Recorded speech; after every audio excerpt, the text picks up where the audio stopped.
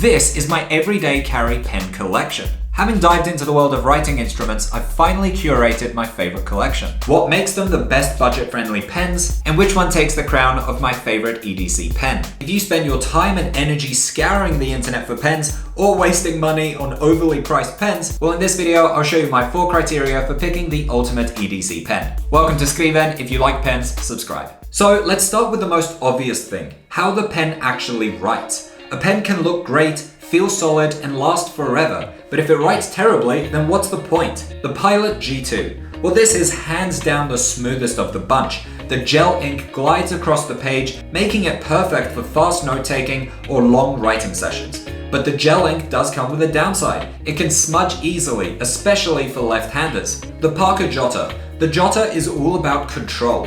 It's got a firmer, more deliberate feel because of its ballpoint ink, which means it doesn't glide as effortlessly as the G2, but it never smudges and it lasts forever. Then we have the Papermate Inkjoy. This one finds a middle ground between the Pilot G2 and Parker Jotter. It's a ballpoint, but it writes smoother than most ballpoints. It doesn't skip much and it feels a bit more effortless than the Jotter. Then we have the Lamy Safari ballpoint. The Safari is a bit of an underdog here, but it's not as smooth as the G2, and its refill isn't for everyone. But it writes precisely, a more controlled, refined writing experience that feels premium. See, when it comes to smooth, effortless writing, all 4 of these pens have something going for them, but in very different ways. But writing isn't the only thing that matters for an EDC pen. After all, it's something you'll carry around every single day.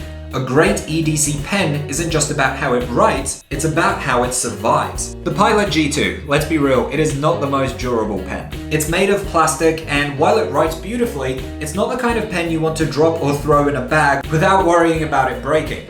The Parker Jotter, this thing is built like a tank. The stainless steel body makes it incredibly durable, and it even has that satisfying click mechanic. You could drop it on concrete and it'd probably be fine. The Papermate Inkjoy. It's definitely the weakest build here. The plastic feels cheap, and while it writes well, it's not going to last like the Jotter or the Safari. This is more of a use it until it disappears kind of pen. The Lamy Safari ballpoint. It's surprisingly durable.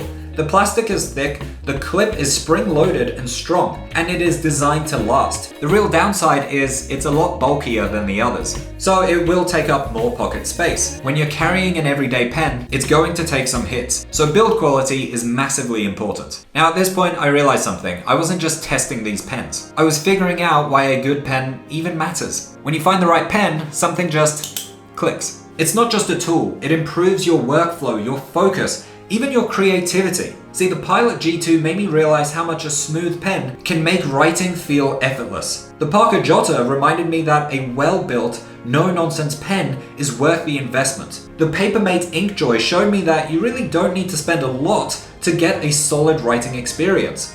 And the Lamy Safari proved that comfort and the pen's grip can change how much you actually enjoy writing.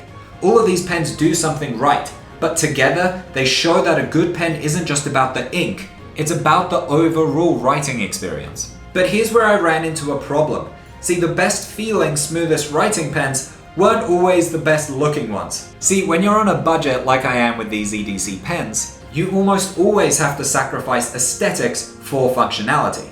The Parker Jotter wins in aesthetics hands down. It's sleek, professional, and timeless. Plus, it was in a James Bond movie. The Lamy Safari has a bold, modern design. And as someone who's pretty new into pens, this is a design that even I recognize at this point. The Pilot G2 and the Inkjoy not winning any beauty contests here. They look like, typical office pens. Nothing fancy. So if I want a budget-friendly EDC pen that looks nice, I'm going for one of these. But after spending time with each of these pens, I noticed one final critical factor that I couldn't ignore. A pen can write smoothly and be built like a tank, but if it's uncomfortable, then none of that matters. The Lamy Safari has a polarizing design. Some love the triangular shape and others hate it. But for long writing sessions, it means you're going to have a proper form, which can help with the writing fatigue. The Pilot G2 is light and effortless, but if you have sweaty hands, the plastic grip might not be ideal. The Parker Jotter is comfortable if you like slim pens, but if you prefer a thicker pen, then it just might not be for you.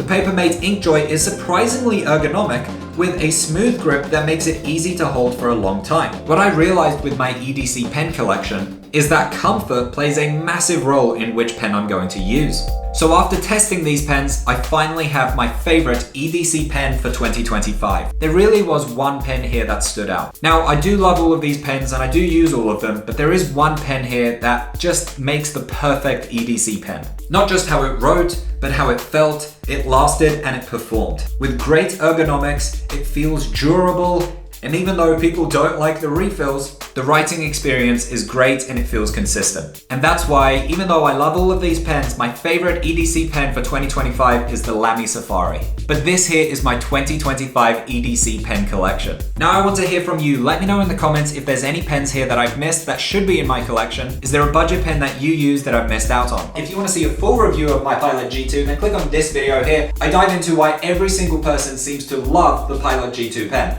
Click on this video here. Thank you for watching.